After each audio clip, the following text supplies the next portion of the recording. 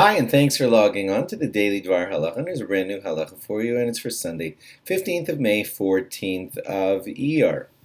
Today, I want to focus on a Shavuos law, and it's as follows. The Taz tells us, I think I mentioned this last year, the Taz tells us that when you daven Maariv on the first night of Shavuos, it is very important to not daven that Maariv before the full ending of the 49th day of Sfira. In other words, on Shavuos night, delay Maariv until you're certain that it's nightfall. Nightfall's that time that you make Havdalah, when the stars are out and everything, when it's good and dark.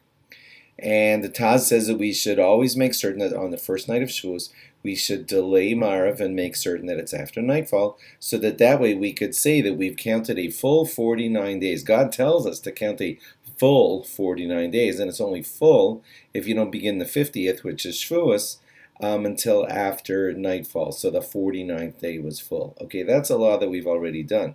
But the question now becomes kind of interesting. So what about the second night of Shavuos for those of us outside of Israel who are having 2 nights of Shavuos?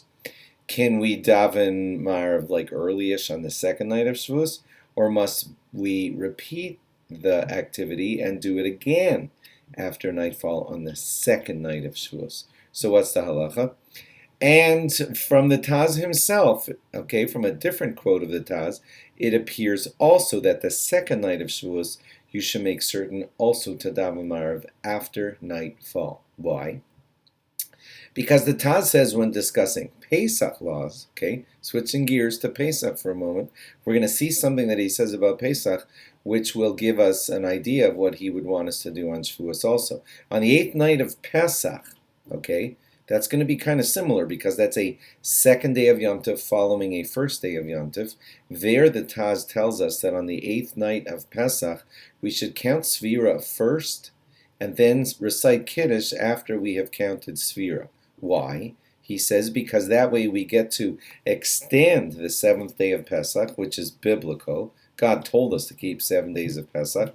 Then after we've extended the 7th biblical day of Pesach to its fullest, because it's biblical, we would want to have it have its full, hours of Pesach on the 7th day. Then after, at the end, which is nightfall, then you can recite Kiddush and begin the 8th day of Pesach. Well, same idea would apply here.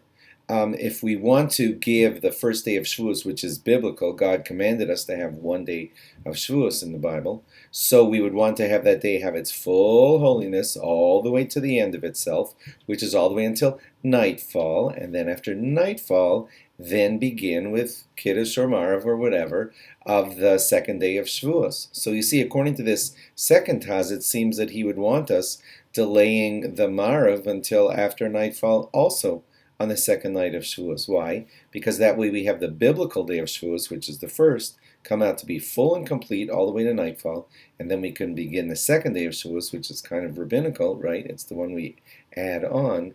Then it will begin after nightfall, so Maariv after nightfall on the second night of Shavuos lets us have a full biblical complete day of the first day of Shavuos.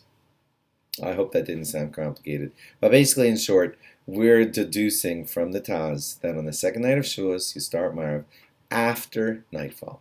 Yeah, there it is in short. Thanks for logging on. Log on again tomorrow for more. Bye-bye.